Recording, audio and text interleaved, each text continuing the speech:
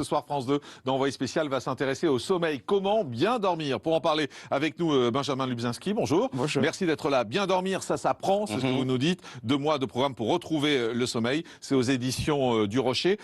D'abord, bien dormir, ça s'apprend, ça veut dire quoi? Ça veut dire qu'il y a des cours pour apprendre à bien dormir?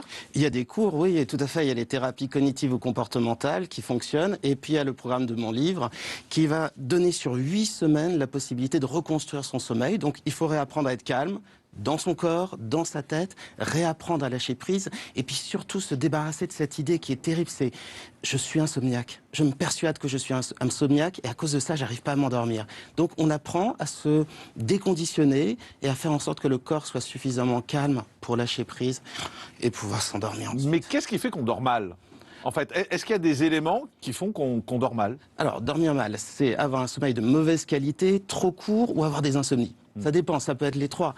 Pour le fait de dormir pas suffisamment, parce que ça c'est vraiment une crise nationale, il faut savoir qu'en France on ne dort que 6h42 au lieu de 8h. Mais ça dépend des gens. Moi, je connais des gens qui me disent, moi, je dors 4 heures et je suis en pleine forme. Je crois que c'est Emmanuel Macron, d'ailleurs, le président, qui doit dormir 4 ou 5 heures par semaine et qui dit, par soir, pardon, et qui dit, j'ai pas besoin de plus. Oui, mais Jacques Chirac, c'était censé être la même chose. Mais comment dire, c'est des monstres, c'est des monuments, c'est des gens qui ont une énergie absolument incroyable. Mais la plupart des gens ont besoin, l'énorme majorité des gens ont besoin entre 7 heures à 9 heures de sommeil. Mais la vraie moyenne, c'est 8 heures et on en a besoin. Ça sert à quoi, le sommeil? Ça sert à tout. Ça sert déjà à faire une pause entre 2 journées difficiles, ne serait-ce que ça. Si vous ne dormiez pas, vous auriez une journée d'une difficulté et d'une longueur interminable. Ça sert à lutter contre les maladies, ça sert à mieux mémoriser. C'est-à-dire que ce qu'on a appris dans la journée, on va l'intégrer, le garder en réserve grâce au sommeil. Ça sert à éviter les maladies, ça sert à être plus heureux, ça sert à être dynamique. Bon, bref, ça sert à tout. On n'y consacrerait pas un tiers de notre vie si ça servait à rien, je vais vous dire. Ouais, mais des fois, c'est gênant. Enfin, moi, je trouve que c'est du temps perdu. Vous seriez pas un peu hyperactif? Peut-être. Non, mais c'est vrai, ça sert à quoi de dormir? Mais il y a tellement de choses à faire dans la vie qu'on perd du temps quand on dort. Ça sert à ne pas être obligé de compenser par la caféine, la cocaïne, par les amphétamines, par... Mais on peut vivre sans tout ça. Hein. Heureusement. Heureusement, mais, non, mais je n'en doute pas.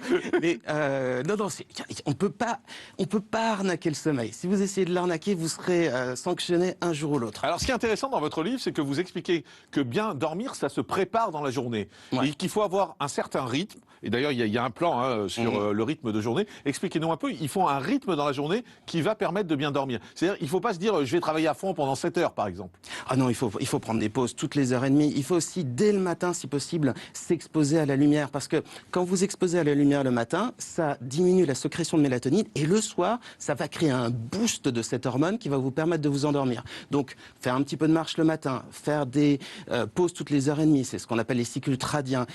Faire une sieste, même si possible. Petite sieste, pas une sieste royale. C'est 20 minutes? C'est 20 minutes, une demi-heure maximum. Parce que la sieste royale d'1 heure ou 2 heures, après vous en sortez, vous êtes cet état-là, vous êtes léthargique, on a un peu mal au cœur. Ouais. Donc petite sieste, c'est super efficace. Quand on est insomniaque, on est un peu monomaniaque, on se dit j'arriverai pas à dormir, on se concentre juste sur ce moment terrible dans le lit où on se sent en colère, impuissant, on regarde son horloge, on se dit je voudrais dormir, mais j'y arrive pas. Alors que finalement, en créant le calme sur toute la journée, on va bien dormir. Donc faire un petit peu de marche, faire des pauses toutes les heures et demie. Mais la vie, elle est stressante. Vous dites faire le calme sur la journée. Mais honnêtement, c'est stressant le quotidien. Les gens qui sont dans les bureaux, ils sont stressés. Les coups de fil, les mails qui arrivent, le patron qui vient, qui vous gueule dessus. Mais c'est ça le quotidien. C'est pas juste je vais être cool aujourd'hui et je vais aller me faire une petite pause. C'est pas ça la vraie vie. Certains fonctionnaires seraient pas d'accord avec vous, mais non, mais ça c'est pas très gentil. Vous allez vous attirer. Non, je plaisante. Ma femme est fonctionnaire, donc d'accord. C'était juste pour la blague. Vous êtes pardonné alors. Mais dans le privé, vous avez la même chose. Mais raison de plus. Si la vie est stressante, imposons du calme, faisons des pauses. Alors vous dans votre livre, vous qui dort bien, travaille bien. C'est ça, vous dites par exemple à 10h30, on fait une petite pause de 5 minutes, tranquille, on s'aère la tête. On respire un petit peu, voilà, on prend une pause, on sort de son bureau. On sort de son bureau, bien sûr. Si on reste sur l'écran, c'est pas terrible. Et après, qu'est-ce qui se passe? On a plus d'énergie et on est plus productif. On sait, par exemple, que la sieste, c'est un boost de productivité dans l'entreprise extraordinaire. Si on autorisait la sieste dans les entreprises, ça augmenterait formidablement la productivité. Les startups l'ont beaucoup fait il y a quelques années, en particulier. Oui, aux États-Unis, il y avait même des lieux de sieste, très bien. Des lieux fermés où on pouvait aller faire la sieste pendant 20 minutes. Vous savez, la crise du sommeil, combien ça coûte à l'économie française? Il y a une étude en Australie Et si on compare la population de l'Australie à la France, en prenant le même ratio, ça coûte à peu près 110 milliards d'euros par an. Pour la sécurité sociale, en baisse de productivité pour les entreprises, en dépenses maladie. C'est une vraie crise sociale et on doit y trouver une vraie réponse. Et c'est pour ça qu'il est temps de prendre ce sujet à bras-le-corps. Le sommeil, c'est pas une rigolade. On peut pas faire sans, on peut pas négocier. On a été fait pour dormir 8 heures. Et malheureusement, s'il y avait une triche qui marche, ça se serait depuis longtemps. Sauf pour Emmanuel Macron, Jacques Chirac et les quelques contre-exemples que vous allez me citer dans un instant. Il y a des choses également qui sont intéressantes parce qu'il y a beaucoup de gens qui dorment avec des cachets. Ouais. Est-ce que c'est le même sommeil avec et sans cachet? Non, c'est un sommeil extrêmement altéré, de la même manière que l'alcool ou le cannabis détériorent considérablement le sommeil. Donc, ils vont dormir, mais ils vont avoir davantage de réveil, le sommeil sera moins profond, et le matin, ils se sentiront fatigués.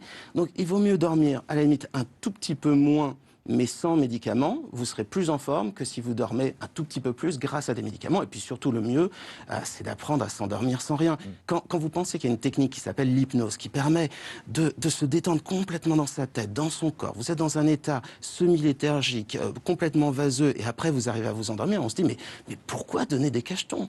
Pourquoi donner des anxiolytiques? Pourquoi donner des somnifères? Faisons quelque chose de naturel, efficace, structuré, et puis surtout, essayons de faire en sorte que la plupart des gens se disent pas « Ah ouais, non mais il est 23 heures, mais je peut-être regarder une saison de plus, un épisode de plus sur Netflix. » Tout à l'heure, le père de la Morandais accuse les Figaro. Moi, j'accuse Netflix d'abîmer. J'accuse Netflix. Comme lui, ouais, exactement.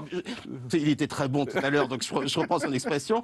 J'accuse Netflix d'abîmer le sommeil des Français. Oui, parce qu'on n'arrive pas à s'arrêter à la fin d'un épisode. Mais non. On est tous d'accord. Ça se déclenche automatiquement. On fait tous pareil. Je suis d'accord. Un mot pour la chambre. Vous dites la chambre, ça doit servir qu'à dormir ou à faire l'amour. Ça ne doit pas servir à regarder la télé, par exemple. Alors, la télé, c'est pas grave pour le sommeil. Ouais. C'est embêtant pour l'amour, évidemment, mais c'est pas grave pour le sommeil. Il y a plein de gens. Faire l'amour en regardant la télé. Hein, mais... Oui, mais il faut changer le programme. Oui, c'est ça. Et voilà, il faut avoir un abonnement et c'est pas gratuit. Donc, effectivement, c'est faisable. Mais juste... ça peut être un piment à l'amour. Mais là, on parle d'une partie de la population. Juste plus sérieusement, je voudrais qu'on a une minute là pour parler de la musique avant de s'endormir. Est-ce que c'est bien de se mettre de la musique douce, la musique calme, pour s'aider à s'endormir? Il y a beaucoup de gens qui font ça. Bill Evans, un pianiste de jazz extrêmement cool. On aime le jazz, on n'aime pas. Moi, quand j'étais jeune, ça me permettait de m'endormir d'une manière divine. Ça crée en moi un sentiment de paix, de détachement, de tranquillité. Et après, je dormais magnifiquement bien. Il faut choisir sa musique. Il ne faut pas évidemment que ce soit de la techno, parce que là... Non, mais vous dites qu'il ne faut pas une musique trop cucu non plus. Enfin, il ne faut pas que ce soit trop mou non plus. Il faut que ça... Il y a un équilibre. Il faut que ça attire suffisamment l'attention, mais pas trop non plus. Il faut que c'est comme les, vous voyez, la technique des moutons qu'on compte. Ça marche pas parce qu'on n'arrive pas à se concentrer dessus. Mais si on prend une technique qui attire trop votre attention, vous n'arrivez pas à dormir. Non, il faut cet entre-deux où, au départ, on se laisse porter, puis après, on lâche prise, et puis après, on dort. Voilà, France 2, il revient ce soir, donc dans Envoyé spécial, c'est pour ça qu'on vous en parlait. Puis il y a ce livre. Benjamin Lubzinski, merci d'avoir été avec nous. Bien dormir, ça prend 2 mois de programme pour retrouver le sommeil. Il y a un CD, d'ailleurs. Oui, avec 10 heures d'hypnose et de méditation. Il faut juste retrouver un lecteur CD aujourd'hui, c'est pas évident. Ça se télécharge sur le net. Ah bah super. Voilà. Heureusement. Un lecteur DVD, ça marche. D'accord. Et puis c'est aux éditions du Rocher. Merci d'avoir été avec nous. C'était un plaisir. Restez réveillés. Dans un instant, c'est Sonia Mabrouk qui arrive. Et puis l'Actu People sur Nonstop. Merci Alex. À demain. Bye bye.